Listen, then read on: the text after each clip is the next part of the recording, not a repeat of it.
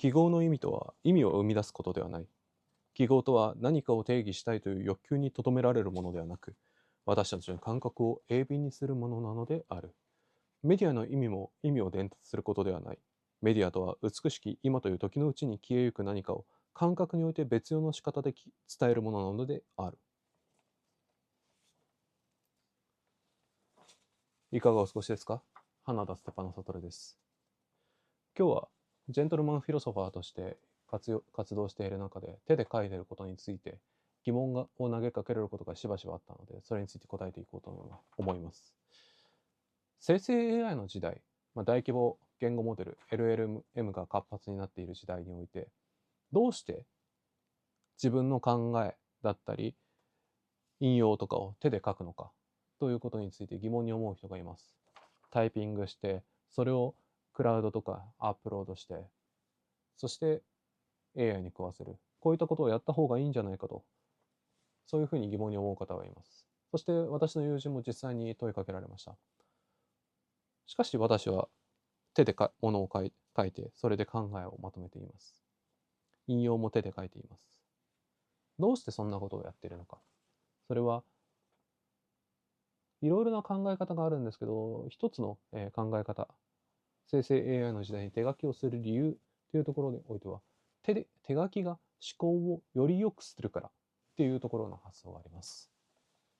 なんでそんな考え方をするのか。そんな考え方をするのが、どれくらいの人がいるのかっていうのは分かりません。ただ賛同する人もいれば、否定する人もいるでしょ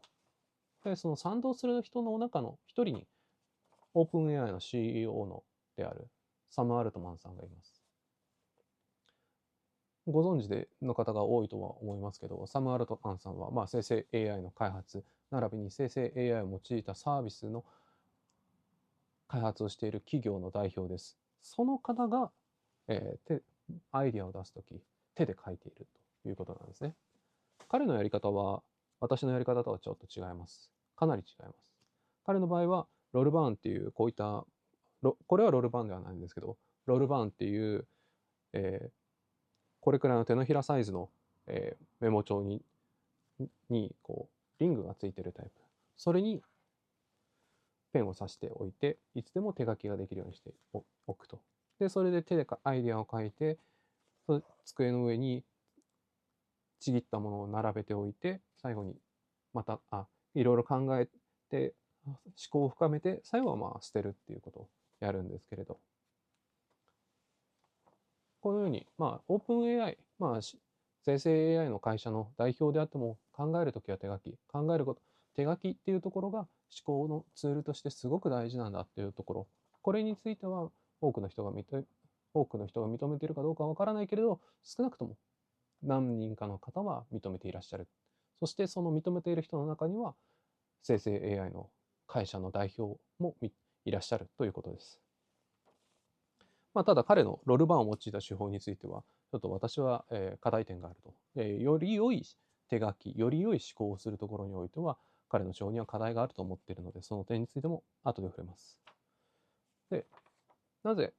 じゃあ私は何で手書きをするのかというところの話になるんですけど、これは良い手書きっていうのは良い思考っていうのは良い手書きによって導き出されるものだと思っているからです。それはなんでかっていうと、そもそも書き方というのは考え方である。逆に考え方もまた書き方であるというふうに思ってるんですよ。それの理由は、いろいろなところであるんですけれど、単純に話すと、一例として、まず考え方としてパラダイム、フレームワーク、文法っていうものを我々は普段何気なく使っていると思います。パラダイムとかフレームワークっていうところって我々は考え方だと思ってる。実際考え方っていうところがあるんですけど、その考え方であること以上に、そのどういうふうに書いていくかっていう書き方の問題でもあるんですよ。言語化の方法っていうのがある種パラダイム、フレームワークであるんですよ。もう一方の文法っていうのは、書き方、言語化であるというところですけれど、実際英語と日本語とで考え方か考え方って結構変わるんですよ。要はどういう順番で、物事を置いていくかっていうところ、そういうことを考えること、書く順番によって思考っていうのはすごく影響を受ける。こういうところで、書き方っていうのが考え方に影響を与え、考え方が書き方に影響を与えるっていうことを考えると、ある種考え方と書き方っていうのはある種同一視していいと思う。であるから、良い考え方をしたいんだったら、良い書き方を学ばなければならないと。そういうふうに私は思ってるんですよ。記号を用いて思考をする。そして思考によって記号の使い方を良くするっていうところ、これを大事にしていきたい。だから、そのために手で書くんだと。手書きをして、良い手書きをしていくんだと。で、じゃあ良い書き方をしていくっていうところを考えれば、タイピングでも十分じゃないかと。キーボードでタイピングしてもいいし、スマホでタイピングしてもいいんじゃないかと。そうすれば、クラウドにすぐアップロードできるし、そして AI に食わせられる。まして、普通に手で書くよりも圧倒的に早いじゃないか。タイピングの方がいいじゃないかと思う方もいらっしゃいます。実際、私もそう思ってたところはあるんですけれど、タイピングって、良い書き方にとって、良い書き方、もしくは良い思考のためにとっての障害となるところがあるんですよ。それは2点あって、1つは、そのまま写すっていうことをやっちゃうっていうところですね。講義ノートに関する心理学の実験とかでもそうなんですけど、パ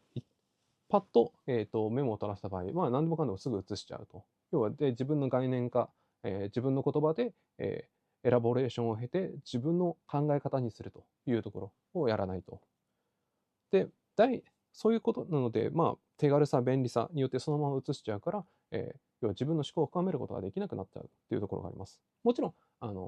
メモを取った後、タイピングでもメモを取った後に、それをちゃんと自分のアイデアにし直すために、レビューをするっていうこと。これをやったら、記憶力っていうのには手書きと同等の効果になるというところの話がありますが。これが、タイピングで注意すべきこと、良い書き方のための障害となることの一つ目です。で、もう一つ気になって、気にすべきこととしては予測変換です。なんだかんだ、スマホだったらかなり顕著ですね。スマホだったらもうすぐに、あって打つだけでなんかすごい、愛してるとか、そういったものがたくさん出てくると。また、パソコンの場合も、ある程度予測変換っていうのは出てくると思います。これって結構私は注意すべきだと思ってて、人間って早期と想像との区別がつかないんですよ。ってなると、自分たちが何を書こうかと思っていたところが予測変換によって上書きされるっていうことがしばしばあるんですね。これについては体験された方もいらっしゃると思います。例えば検索バーとかで何かを検索しようと、一文字入れた後にサジェストされたもの、予測変換されたものによって、自分が実際に何を調べたかったのかっていうのを忘れたり、一単語は入れたけれど、そこから、ホットな、トピックに関するサジェストが出てきて、実際に何を調べたかったのかを忘れてしまうっていうこともあると思います。このように、タイピングっていうのは、そのまま写してしまうっていう考え方、そのまま写しかねないっていうところと、もう一つが予測変換というところで、この二つによって障害となるんですね。このように、タイピングっていうのは、一見非効率的なんですよ。手軽だし、便利でもある。けれど、この、あるパッと見の効率性っていうのは、実際のところは非効率な可能性があると。なので、そのため私は手で、書いて、考えて、そして並べたものを永続化して、それで実際に、いろいろと考えて、考えをより深めていく。知識をより発展させていくっていうことをやってるんですね。こういった手軽さ、便利さが課題であるという観点からすると、サムアルトマンさんのロルバーンを用いた、ビルドスクラップな手法っていうのは、あまり私は望ましくないと思っています。まあ、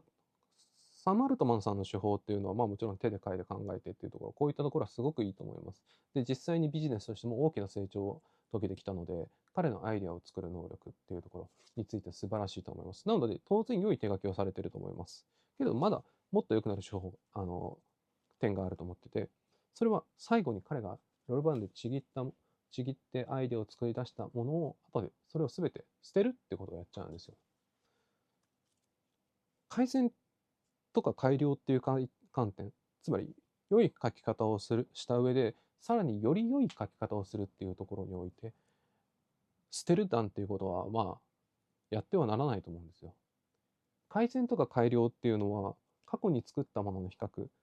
ていうところがあって、その上で新たなものを作って、そしてそれを比較してっていうところをやっていくと。我々いろいろなものを作ってきて、そしていろいろなものを残してきたと思います。それで、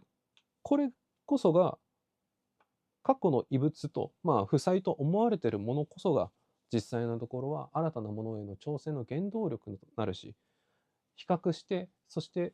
あの時こう言ってた、今回こう言ってた、じゃあ今度はどうなるのか、また逆に全く同じこと言ってた。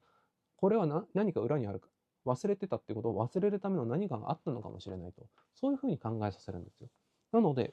自分のアイディアやメモっていうのは永続化しなければならないと。永続化しなければなら、どんなに文字が汚くても、またこれは間違った考え方だと思っていたとしても、捨てることはないと思ってください。実際捨てない方がいいと思います。なぜか。世の中に突然のブレイクスルーはないんです。何か V 字回復とかそういったものもないんです。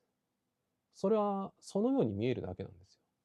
実際のところは積み重ねて積み重ねて積み重ねて積み重ねて積み重ねて、それが一定のラインに来たから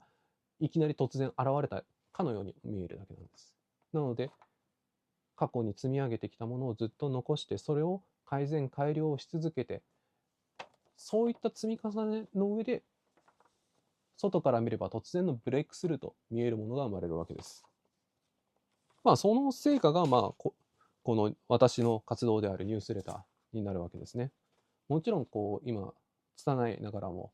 言葉で口で話して、口頭で話して、それで、人に伝えようとしています。で、もちろん、YouTube に上げるっていうところになると、いいねだったり、ビュー数っていうのは欲しいんですよ。いいねす。もうぜひ、いいね、いいねボタンを押してほしいんです。けれど、その成果の、一番の現れ方が、ニュースレターなんですね。私の場合は。これを手書きで書いて、それを、毎週E メールリスト、ニュースレターで送っていると。それが一番大事なことなんですね。そういった、比較にして永続化して、アイディアとかをいろいろまとめて、それで出していって改良し、いや、いや、いろ、もうかい、そういったサイクルをずっと繰り返している。これはゼッテル合戦を用いた手法で、そしてアウトプットの手法、毎週アウトプットするっていうことが出てるわけですけど、それでもって、冒頭の引用のところになるんですけれど、美しき今っていう時のうちに消えゆく何かを感覚において別用の仕方で伝えなければならないんです。そのために我々は手で書いたり考えたりすると。